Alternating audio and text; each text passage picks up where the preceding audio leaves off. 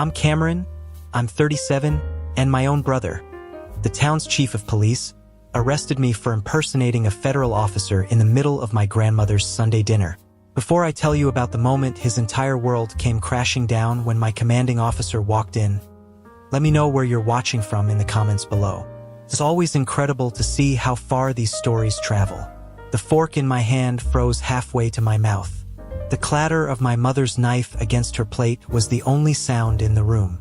Outside, the quiet streets of Chesterville, Virginia, were dark, but inside my grandmother's dining room, the light was blindingly bright, illuminating the triumphant sneer on my brother's face. "You're under arrest for impersonating a federal officer," Alex announced, his voice booming with an authority he'd always craved. He puffed out his chest, his police chief uniform stretched tight. Every eye at the table was on me. My mother, Eleanor, her face a mask of profound disappointment. My cousins, their expressions a mixture of shock and morbid curiosity. My uncle nodding slowly as if this confirmed every bad thing he'd ever thought about me. Only my grandmother, Evelyn, at the far end of the table, met my gaze. There was no surprise in her eyes, only a deep, weary sadness. Alex took a deliberate step forward, pulling a pair of shiny silver handcuffs from his belt. "I have evidence," he declared, gesturing to a thick manila folder on the table. "That you have been living a lie that ends tonight." He thought he had me. He thought he'd finally cornered the black sheep of the family, the brother who had left this small town behind while he stayed to become its king. He saw the official-looking military ID hanging from a lanyard around my neck and believed it was a prop in a pathetic charade. He saw my silence not as control, but as guilt. The metallic click of the first cuff locking around my wrist echoed in the silent room. The cold steel felt like a brand. I didn't resist. I didn't argue. I just kept my eyes on him, letting him have his moment. He grabbed my other arm, yanking it behind my back with more force than necessary. Another click. It was done. I was officially a prisoner in my own family's home, accused by my own blood. He thought he had won. He had no idea he had just triggered an alarm that would bring a force down on this quiet little house that he couldn't possibly comprehend. He had no idea who I really was. But to understand how we got to that disastrous dinner, how a family could fracture so completely, we have to go back. Not just a few weeks, but 7 long years, and a lifetime of resentments before that. 7 years. That's how long it had been since I'd last set foot in Chesterville. My life was a world away, a life of structure, discipline, and secrets lived out within the secure confines of the Office of Strategic Defense and Intelligence, or OSDI. My days were spent in classified briefings and strategic planning sessions, a reality so far removed from my hometown that it might as well have been on another planet. Communication with my family was minimal, a birthday card here, a stilted holiday phone call there. It was a distance I had carefully, necessarily cultivated. Then the letter arrived. It wasn't in an email or a text. It was a physical letter, written in my mother Eleanor's looping, dramatic cursive on pale blue stationery. It found its way through layers of secure mail processing to land on my desk, feeling like an artifact from another life. The letter was a masterpiece of passive aggression. It spoke of how much the family missed me, how Alex was doing such wonderful things as the new chief of police, a promotion he had earned through sheer hard work. It mentioned how my grandmother was getting older and how she'd love to see me. The final line was the hook. "We're having a family dinner at your grandmother's this Sunday, 6 p.m. It's been too long, Cameron. It's time to come home." Reading it, I didn't feel warmth. I felt the familiar pull of guilt, a tool my mother wielded with surgical precision. Coming home wasn't about a happy reunion. It was about reasserting the family hierarchy, with Alex at the top and me in my designated place, the disappointing absent son. I leaned back in my chair, the letter resting on my chest. My mind, trained to analyze threats and predict outcomes, started running scenarios. The best-case scenario was an evening of awkward questions and thinly veiled insults. The worst-case scenario, I wasn't sure, but my gut told me this was more than just a dinner. Felt like a summons. My mind immediately flashed back to the last time I was home, our father's funeral. I had flown in on a 24-hour leave, my uniform pressed, my grief a quiet, heavy weight in my chest. But at the service, it was Alex's grief that took center stage. He was the one who had stayed, the one who had been there at the end. He stood beside my mother, her rock, while I was treated like a distant relative. People I'd known my whole life shook my hand and said, "It's good of you to make it," as if I'd come from down the street instead of halfway across the world. After the burial, there was a gathering at the house. My mother pulled me aside, her voice a sharp whisper. "Your father left the house to me, of course. His pension is taken care of. He didn't have much of an inheritance to speak of, but he always said his legacy was his son's." Then she looked at Alex, who was holding court in the living room, and back at me. "At least one of you understood what that meant." The implication was clear. I had abandoned my post. My career, which I couldn't speak about, was seen as a selfish escape. That day, I realized I didn't have a place here anymore. So I left the next morning before anyone woke up, and I hadn't been back since. So why go back now? Part of me, the logical, analytical part, said to burn the letter and forget it. But another part, a deeper, more stubborn part, felt a pull. It wasn't about seeking their approval anymore. I had long since given up on that. It was about facing them as the man I had become, not the boy they remembered. It was about closing a chapter. I logged into my terminal and formally requested a 48-hour leave of absence. My commanding officer, General Delaney, approved it within minutes with a simple message: "Family matters. Stay safe, Caldwell. Call if you need anything." I had no idea how prophetic those words would be. The drive to Chesterville was like traveling through the pages of my own history. The highways widened, then narrowed, the landscape shifting from urban sprawl to rolling green hills dotted with old farmhouses. With every mile, the weight of the present lifted, replaced by the heavier, denser weight of the past. I remembered another drive 20 years ago. I was 17, sitting in the passenger seat of my dad's old Ford pickup. We were on our way back from a college visit, a state university 2 hours away. I was buzzing with excitement, talking about their engineering program. Alex, who was already at the local community college with plans to join the police academy, had refused to come. My dad listened patiently, a small smile on his face. "You have a good head on your shoulders, Cam," he'd said. "You see the big picture. Alex, he's different. He's a rock. He's this town. He needs to be needed. You need to fly." Later that week, the fight happened. My parents were at the kitchen table talking about money. I heard my mother's voice, sharp and worried. "We can't afford it, Richard. Not with Alex's tuition and the mortgage.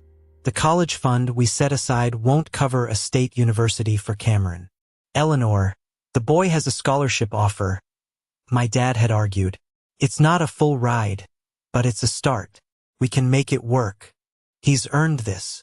"And what about Alex?" she shot back. "He's staying here to be close to us, to look after us. Cameron gets to just leave? It's not fair.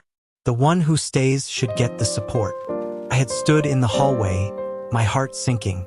It wasn't about the money. It was about the principle. In my mother's eyes, my ambition was a betrayal, and Alex's lack of it was a virtue. I ended up enlisting in the army a few months later. It was a way out, a way to pay for my own future without being a burden, a way to fly without having to ask for permission. My mother had cried, not because she was scared for me, but because she saw it as another rejection of the life she thought I should live. Now, turning onto that final stretch of Route 29, the old welcome sign, "Chesterville, a good place to call home," seemed to mock me. It was a good place to call home if you fit the mold. I never did. As I drove down Main Street, I saw it. Parked in the reserved spot in front of the town hall was a brand new police cruiser, gleaming black and white under the afternoon sun. Emblazoned on the driver's side door in bold, gold letters were the words, "Chief of Police Alex Caldwell." It wasn't just a vehicle. It was a throne, a mobile symbol of his authority, his dominance over this small patch of the world. I could almost picture him behind the wheel, cruising slowly down the street, dispensing nods and waves like a benevolent king. He had achieved everything he ever wanted. He was the big man in a small town. He had the power, the respect, the title. He was his mother's son, the one who stayed, the one who mattered. I parked my nondescript sedan a few houses down from my grandmother's place. I needed a moment to armor myself, to put on the version of Cameron Caldwell that could survive this. Taking a deep breath, I got out of the car. The air smelled of freshly cut grass and impending rain. It was the smell of a past I could visit, but never return to. Before I could even raise my hand to knock on my grandmother's door, it swung open. Evelyn stood there, her small frame radiating a nervous energy. She pulled me into a fierce hug, her grip surprisingly strong for an 80-year-old.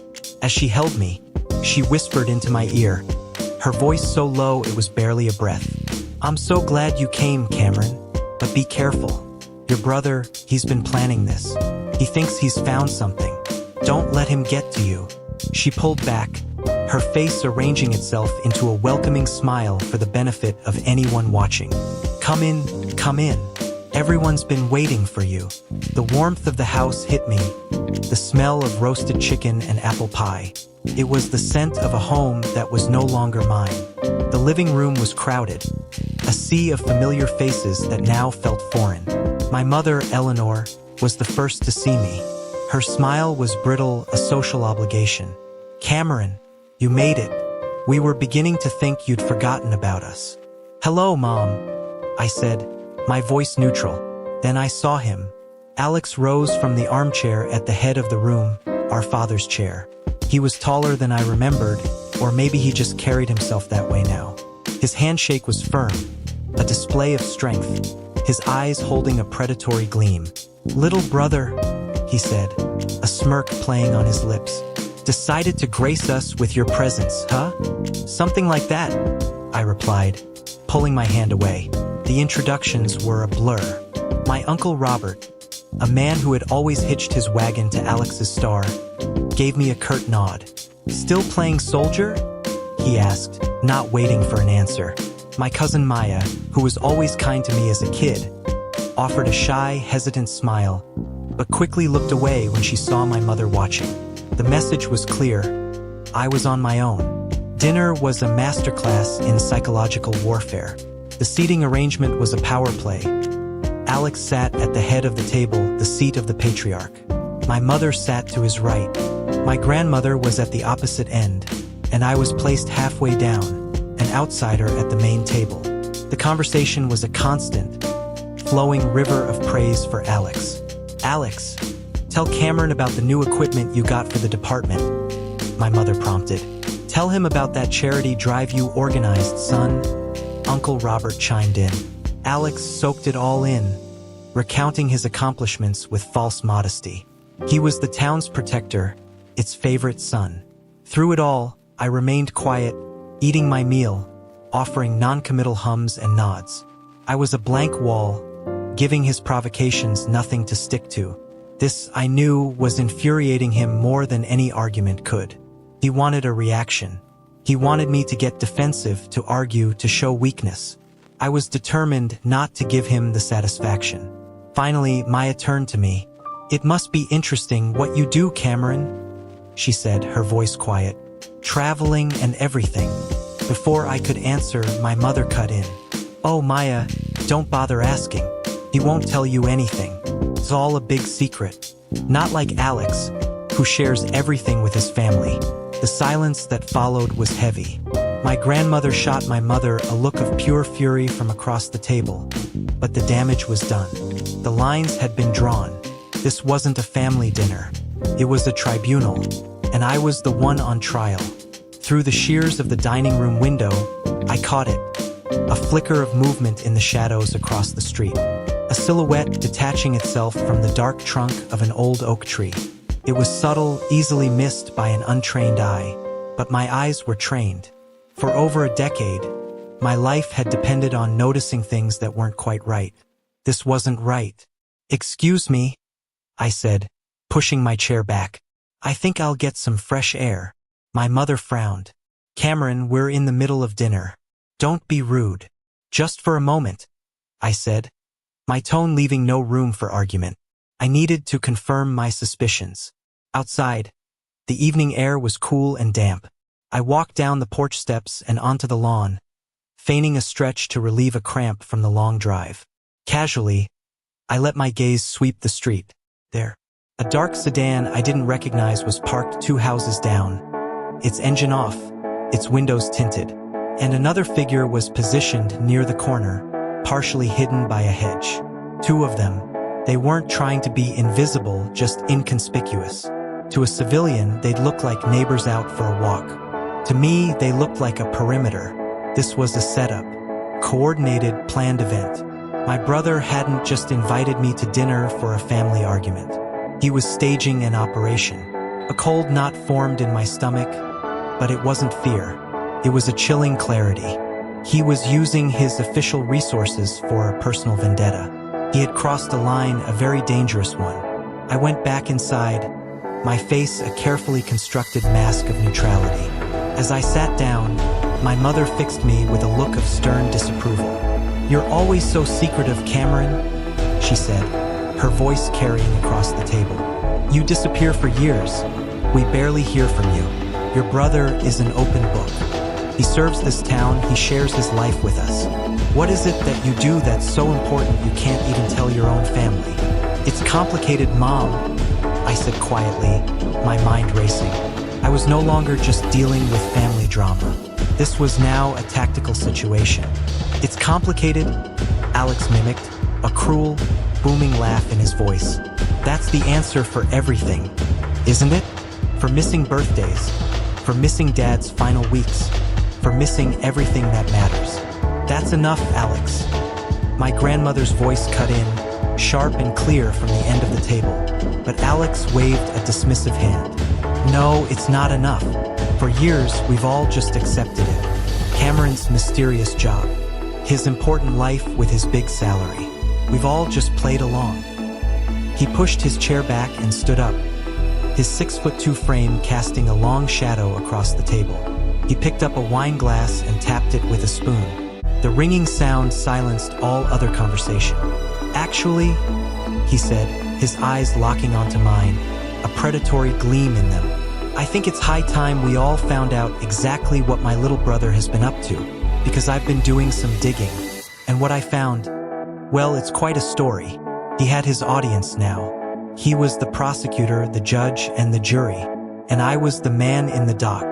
Alex reached down and picked up the thick manila folder I'd noticed earlier.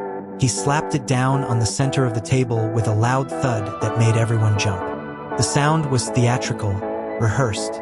"For the past several weeks," he began, pacing behind his chair like a lawyer delivering his closing argument, "I've had my doubts. My brother, the military man, the one doing secret things for the government. It all sounded very impressive, but there were no details. No promotions we could celebrate, no stories he could share. Just a vague, important-sounding job title that let him stay away from us. He let that hang in the air, planting the seed of resentment. He was framing my service as an arrogant rejection of them. So I did what any concerned citizen and brother would do. I hired a private investigator." A collective gasp went through the room. My mother's hand flew to her mouth. Hiring a PI to investigate your own brother was a shocking escalation, a move that burned the last bridge of trust. But Alex was proud of it. "A good one, too," he continued, tapping the folder. "A guy named Markham. I sent him to the city where Cameron lives, and what he found is all right here." He opened the folder and began pulling out glossy photographs, tossing them onto the table like playing cards. They were surveillance photos. Me going into my apartment building. Me meeting with a colleague in a park. Then, more damningly, photos of equipment boxes being delivered to my address, some with government markings. "These boxes," Alex said, pointing a thick finger at one of the photos, "contain restricted government property. We're talking high-tech electronics, communications gear, things a legitimate officer would have on a secure base, not in a civilian apartment." He then pulled out a sheaf of papers. "And this is the real kicker. My investigator managed to get copies of documents from inside Cameron's apartment. Financial records, encrypted communications logs, mission briefings, He held one up. Most of it was redacted with thick black lines, but the header was clear. OSDI. Classified. I ran his service record through some back channels. Alex lied, his voice dripping with false authority. And guess what? The military has no record of a Captain Cameron Caldwell assigned to any high-level intelligence unit. They have a record of his basic service, sure, but then it all just goes dark. Almost like someone created a fake identity. He leaned forward, his hands flat on the table, his face a mask of righteous fury. You see, my brother isn't a secret agent. He's a fraud. He's been using a low-level military background to acquire government property, probably selling it on the black market. He's been living a lie, funded by stolen valor and deceit. He finally looked at me, a triumphant, pitying smile on his face. It's over, Cameron. The games, the secrets. I know what you are. The room was silent, stunned. My family, who had known me my whole life, were now looking at me as if I were a dangerous stranger. They didn't see the logical fallacies, the impossible leaps in his story. They just saw the confident police chief and his folder full of evidence. And they believed him. The air in the room was thick with accusation. No one defended me. No one even questioned Alex's wild narrative. They accepted his version of reality because it was easier. It made sense of the brother and son who had always been distant, who had chosen a life they couldn't understand. So, Alex said, his voice dropping to a somber, official tone, as the chief law enforcement officer of this county, it is my duty to act. He started walking around the table toward me. Each footstep was heavy, deliberate. My cousin, sitting next to me, instinctively shrank away, pulling his chair back as if my alleged criminality were contagious. Cameron Caldwell, Alex declared, intentionally using my full name as if reading from an indictment. I am placing you under arrest for the impersonation of a federal officer and theft of government property. He was behind me now. I felt the heat radiating off his body, the scent of his self-satisfaction. He grabbed my left arm. I didn't resist.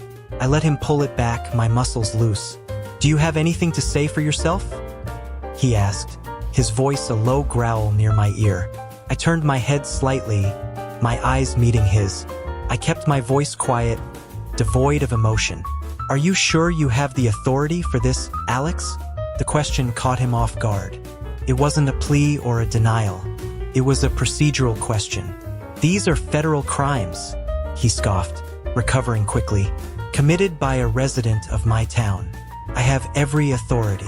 That's not how jurisdiction works for these statutes, I said calmly. This would fall under the Uniform Code of Military Justice. The investigation would be handled by the Judge Advocate General's Corps, not a local PD. You're out of your lane, Chief. For a split second, a flicker of doubt crossed his face. I had introduced a detail he hadn't prepared for. A piece of a world he didn't understand, but his ego quickly snuffed it out. Don't try to lecture me on the law, you fraud, he spat, yanking my arm harder. Your fantasy world has different rules. In the real world, I'm in charge. That's when he brought out the cuffs. The first one clicked shut on my wrist. As he reached for my other arm, my right hand, which had been resting on my lap, moved. My thumb found the small, almost invisible button stitched into the side seam of my belt. It was a discreet personal emergency beacon, standard issue for deep cover assignments. I held it down for a full 3 seconds. A tiny, imperceptible vibration against my skin confirmed the signal had been sent.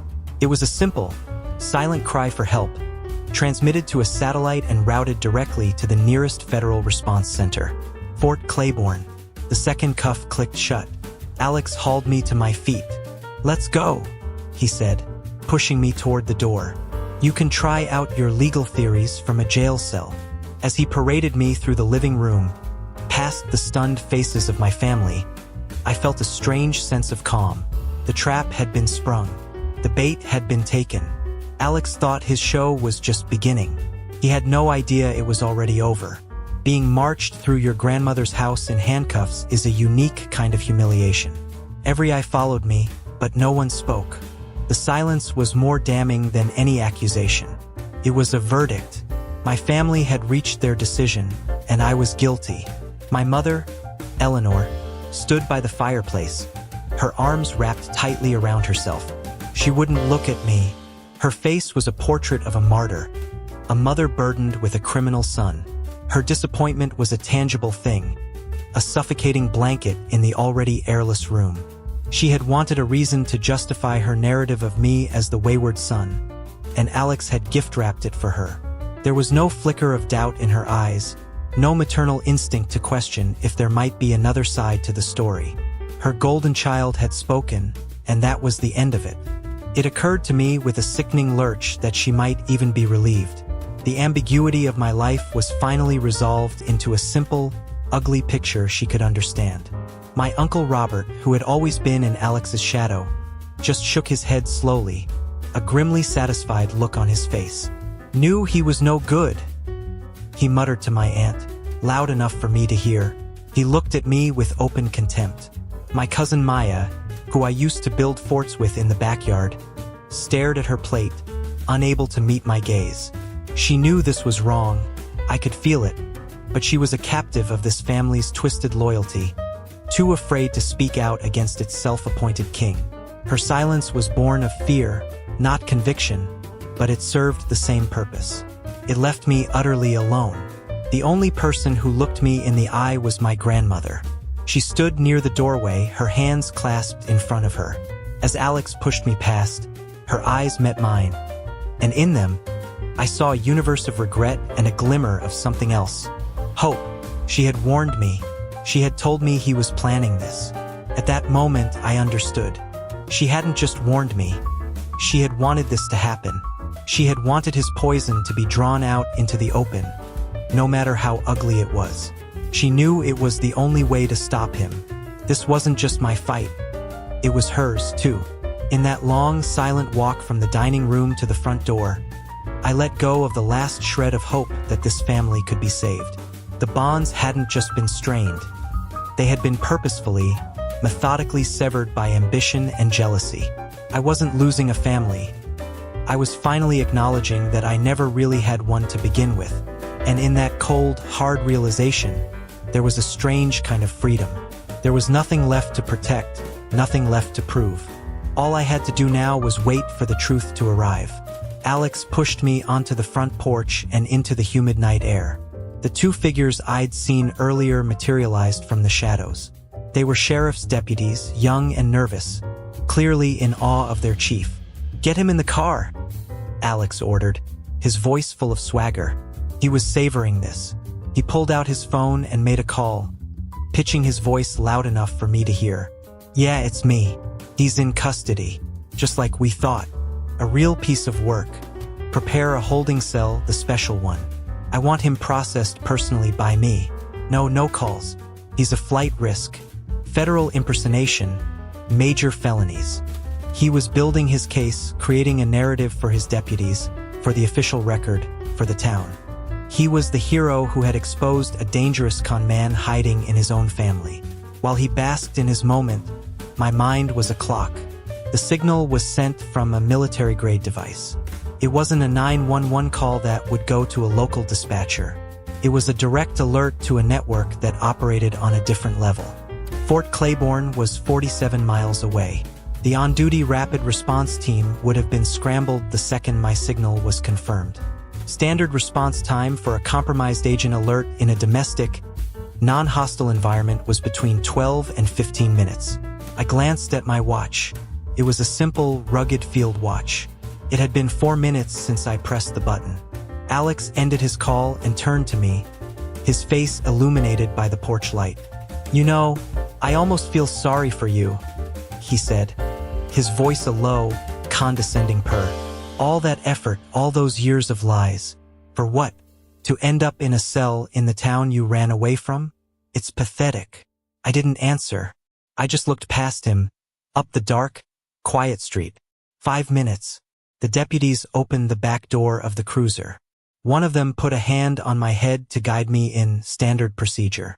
The vinyl of the back seat was cool against my skin. 6 minutes. Alex slammed the door shut and leaned in through the open window. "You'll have a lot of time to think about where it all went wrong," he said. "Maybe you'll finally learn that you can't build a life on lies." The irony was so thick I could have choked on it. He stood there, lecturing me on honesty, while his entire identity was built on being the big fish in a tiny, stagnant pond. His power was an illusion, propped up by the fear and deference of people in a town too small to know any better. 8 minutes. My heart was steady. My breathing was even. In my line of work, you learn to wait. You learn to trust your training, your team, and your tech. The waiting is the hardest part, but it's also where you win or lose. Alex thought he had already won. He was wrong. He was standing at the scene of his own execution and had no idea the firing squad was already on its way. 10 minutes. He was about to get a very abrupt, very public lesson in jurisdiction. At the 12-minute mark, it began. It wasn't a loud siren. It was a sound that was far more intimidating. The low, synchronized hum of powerful engines moving at high speed. Then, 2 sets of headlights cut through the darkness at the end of the street. Not flashing, just piercing, steady beams. They weren't police cruisers. They were large, black, government-issue SUVs, the kind that have no chrome and seem to absorb the light around them. They didn't slow down as they approached. They sped up, converging on my grandmother's house from both ends of the street, perfectly executing a pincer movement. They screeched to a halt, blocking the road entirely, their headlights pinning Alex's cruiser in a brilliant, inescapable glare. Alex, who had been leaning against his car, straightened up, blinded and confused. "What the hell is this?" he muttered. "State police? I didn't call for backup." The doors of the SUVs flew open simultaneously. Men in black tactical gear, armed with short-barreled rifles, poured out. They moved with a fluid, terrifying efficiency. They weren't cops. They were federal agents. They established a perimeter around the house in seconds, their movements precise and silent. They moved like a single organism, a predator closing in on its prey. The 2 young deputies froze, their hands hovering uncertainly near their sidearms. They were hopelessly out of their league, and they knew it. Their small-town authority had just evaporated. From the lead SUV, a man in a crisp suit stepped out. He was calm, his face impassive. He walked directly toward Alex, his footsteps echoing in the sudden, tense silence. "Are you Chief Alex Caldwell?" the man asked, his voice flat and devoid of any emotion. Alex puffed out his chest, trying to reclaim some semblance of authority. "I am. And who are you?" "This is my crime scene. Identify yourselves." The man in the suit didn't even blink. He held up his credentials. "Special Agent Rollins, Federal Bureau of Investigation. This is no longer your crime scene. This is now a matter of national security. Step away from the vehicle." "National security?" Alex scoffed, though a tremor of uncertainty had crept into his voice. "Don't be ridiculous. I have a federal impersonator in custody. This is a local matter that I have under control." Agent Rollins's eyes were like chips of ice. "You have made a grave error, Chief. A very grave error." He nodded to 2 of his agents. "Secure him." Before Alex could even react, 2 agents were on him. They didn't rough him up.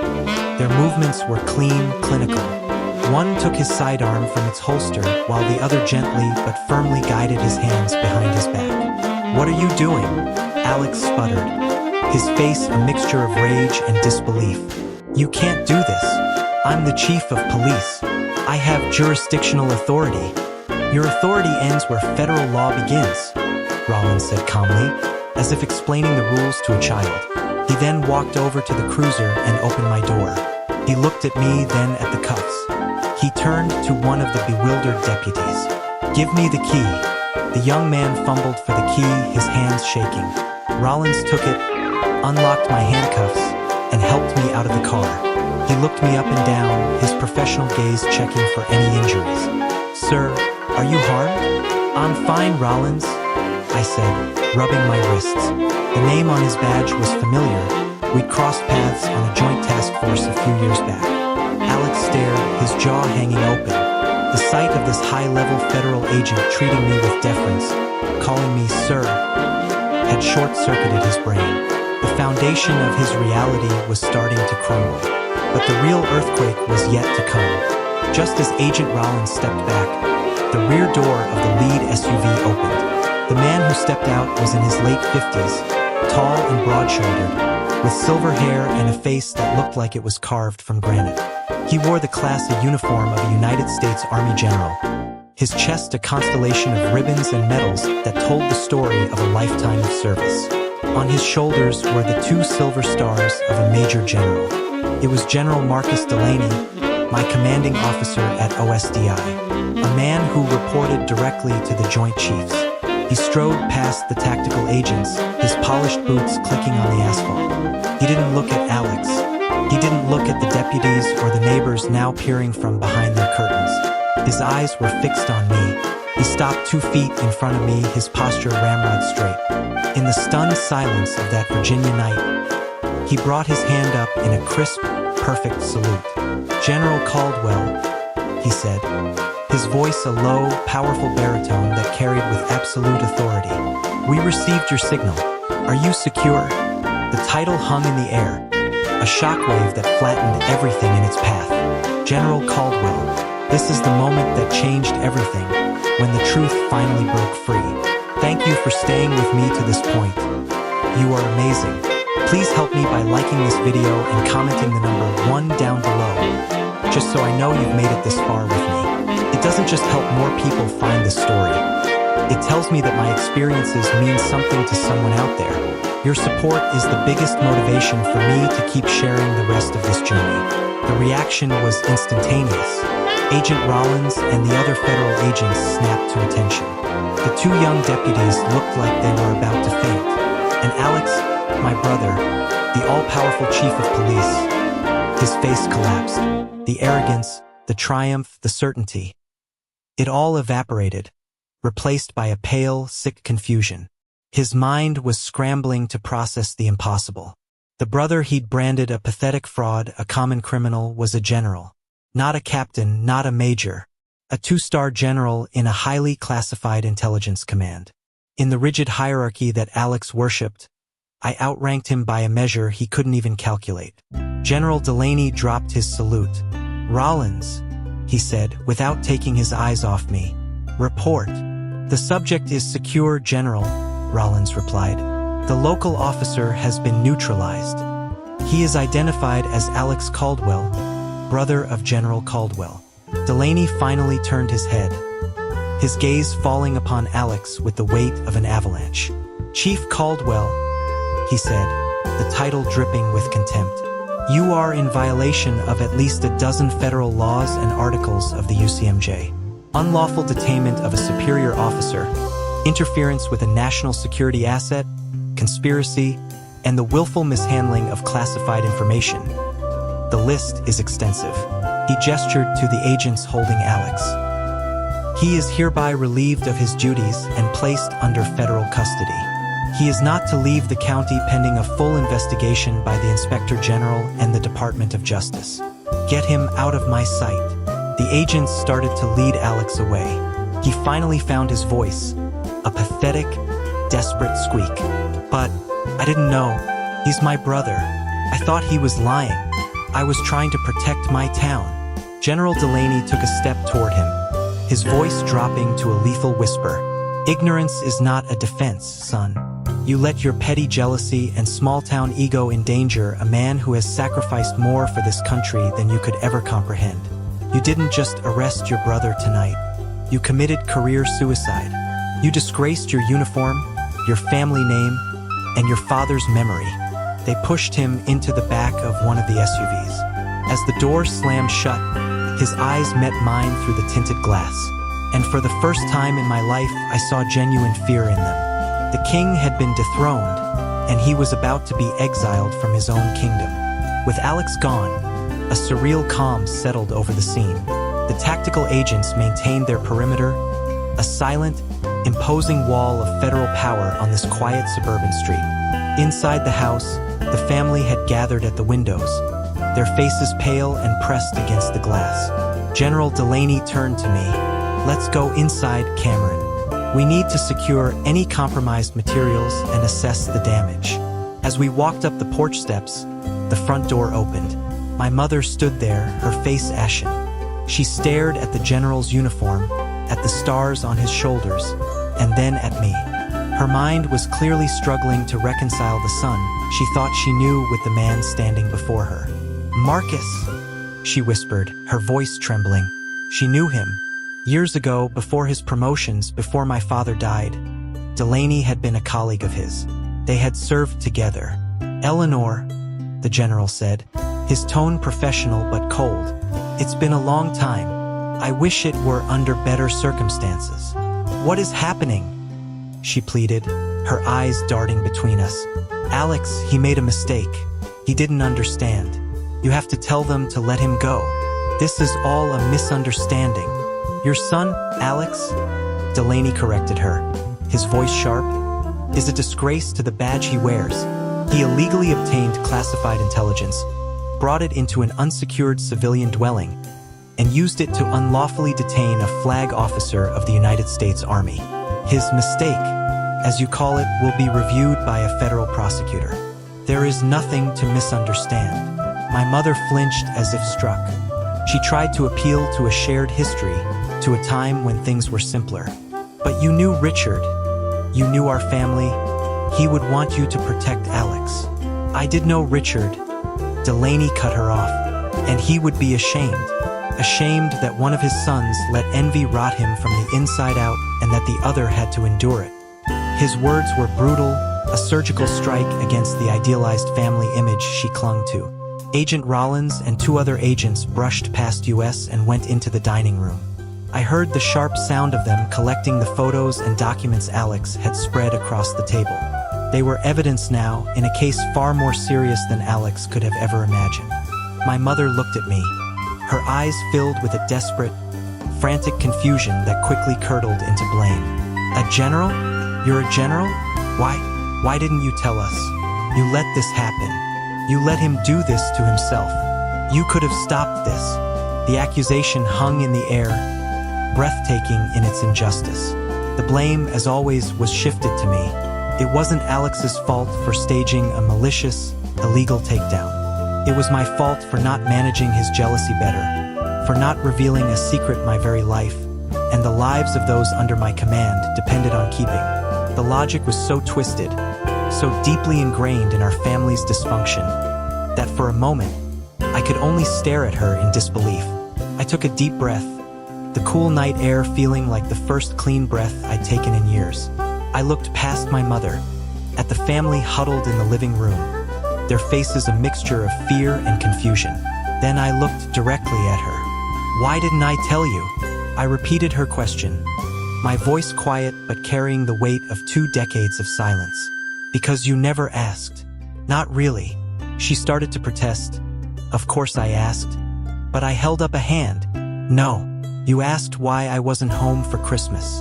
You asked why I couldn't just get a normal job. You asked why I couldn't be more like Alex. You never once looked at me and asked, Cameron, who are you? What drives you? Are you happy? You never asked about me. You only ever complained about who I wasn't. I took a step closer, my voice dropping even lower. My life is not a secret because I'm ashamed of it, Mom. It's a secret because it has to be. The work I do, it protects people, protects this country, protects this family, whether you appreciate it or not. To do it, I have to be a ghost. I accepted that, but I never thought my own family would try to put me in a grave. Tears welled in her eyes, but they were tears of self-pity, not understanding. We love you, Cameron, she started, the words sounding hollow and automatic. No, I said, the word firm and final. You love the idea of me, the version that fits into your life. The prodigal son you could one day welcome home. You've never seen the man who stands in front of you. Tonight proved that beyond any doubt. I looked over at my grandmother, who was now standing by herself near the door. I gave her a small, sad nod.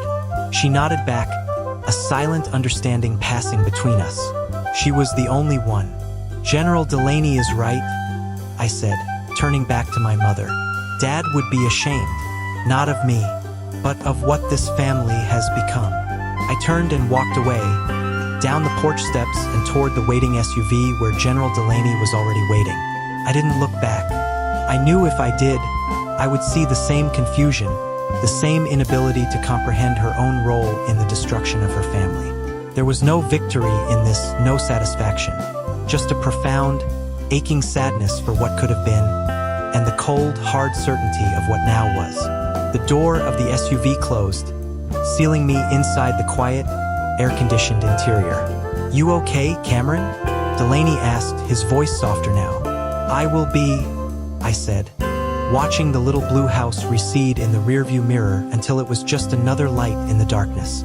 I had come home looking for an ending, and I had found it. The next 8 months were a blur of legal proceedings. Alex's case was fast-tracked through the federal system. His title as a local police chief meant nothing here. In fact, it made things worse. He was an officer of the law who had willfully broken it, and the federal prosecutor, a sharp woman named Alana Reed, was determined to make an example of him. Alex's defense team tried everything. They filed motions to have the case moved to a local court, arguing it was a family dispute that got out of hand. Denied. They argued that Alex was acting in good faith to expose what he believed was a criminal enterprise.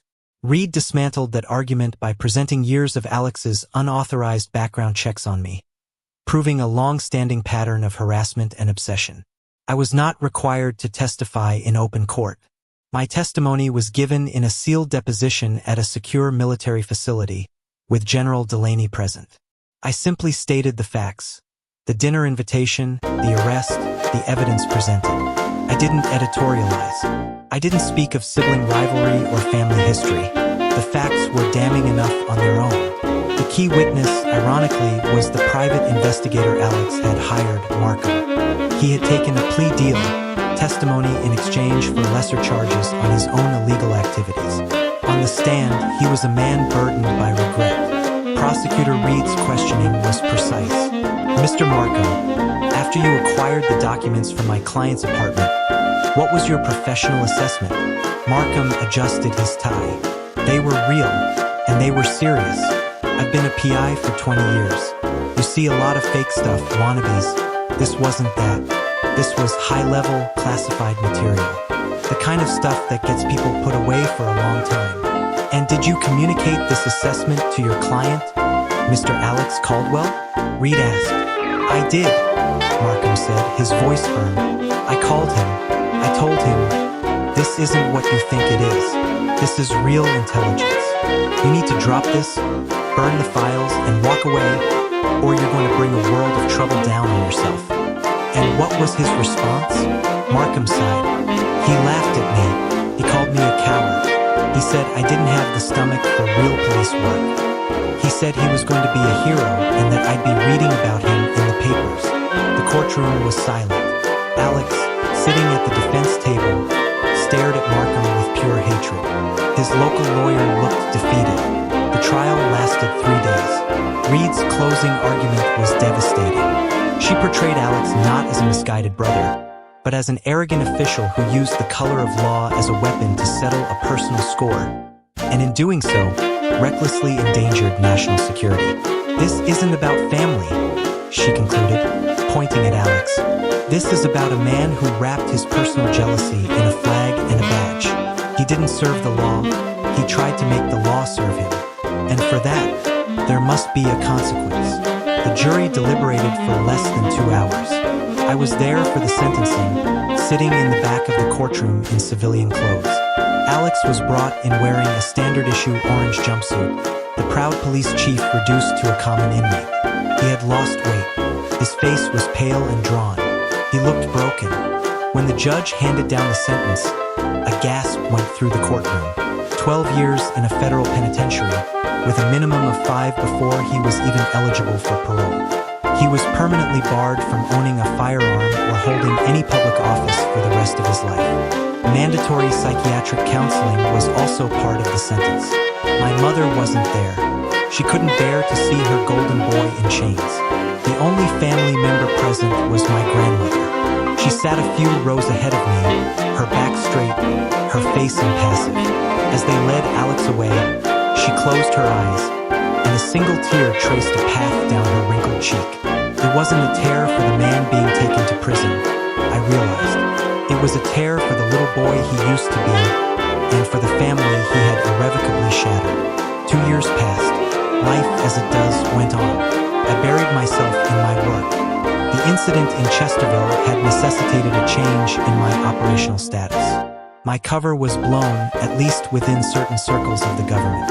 This led to a promotion to a more administrative, strategic role at the Pentagon. I was no longer a ghost in the field. I was one of the people who directed them. It was a different kind of pressure, but a welcome one. Alex wrote me letters from prison. The first few were filled with rage and blame. Then they shifted to pleas for help, asking me to use my influence to get his sentence reduced. The last few were rambling, introspective, trying to make sense of how his life had derailed so spectacularly. I read the first one, scanned the second, and burned the rest unopened. There was nothing left to say. My only contact with Chesterville was through my grandmother. We spoke on the phone every few weeks. She never mentioned Alex or my mother. We talked about her garden, about the weather, about the books she was reading.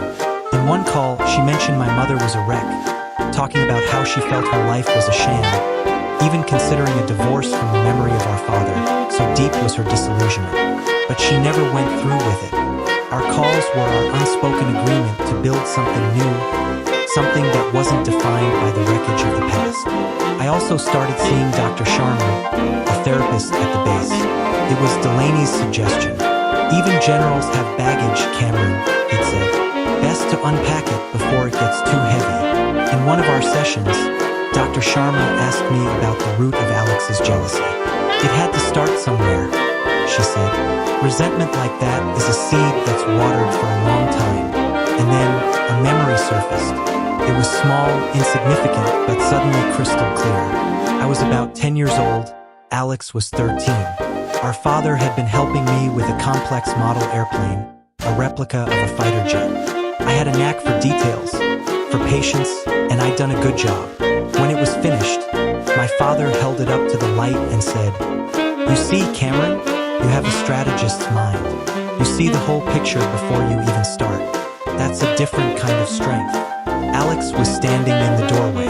He'd just come back from football practice, covered in mud and sweat, holding a small trophy. He had heard what Dad said. I saw the look on his face then, the flash of hurt, of being overlooked, even in his moment of triumph. Our father had praised his physical achievements, his touchdowns, his strength, but he had praised my mind. Alex was the hero, I told Dr. Sharma, the realization settling heavily in my chest.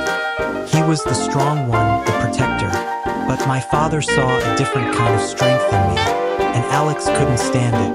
He spent the rest of his life trying to prove that my strength was a lie, a weakness, a fraud. He had to be the only one. It wasn't an excuse for what he did, but it was a reason, a sad, pathetic human reason. He hadn't just been jealous of my career. He'd been jealous of a single sentence spoken by our father in a dusty garage 30 years ago. He had built a prison of resentment for himself long before the federal government built a physical one for him. In that moment, sitting in Dr. Sharma's quiet office, I didn't feel anger toward my brother. For the first time, I just felt a profound pity. Today, I stood on an observation deck at the Pentagon, looking out over the Potomac towards the monuments of Washington, D.C. The world I inhabit now is one of global strategies, of quiet wars fought in shadows, of decisions that affect millions of people who will never know my name. It is a world of immense responsibility, and I am at peace with it. I no longer think about that night in Chesterville with anger or pain. It has become a scar, a reminder of a battle I didn't choose but had to fight. It was a battle for my own identity. For years, I allowed my family's perception of me to cast a shadow over my life. I let their small-town definitions of success and duty make me feel like an outsider. But that night, Alex, in his desperate attempt to destroy me, accidentally set me free. He forced a confrontation that I had been avoiding my whole life, and in doing so, he allowed me to see the truth. My worth is not determined by my family's approval. It is forged in my actions, my integrity, and my commitment to a purpose larger than myself. Sometimes, the people who share your blood will be the ones who try to define you by the parts of themselves they can't stand. They will project their own fears and failures onto you. And the hardest, but most necessary, thing you can ever do is refuse to accept their definition. You have to build your own life on your own terms. My name is General Cameron Caldwell, and I am finally home. Thank you for listening to my story. I hope it has touched you in some way. Have you ever faced a situation where you had to choose between your family and your own truth? Share your story in the comments below, and don't forget to like and subscribe so you don't miss what's next.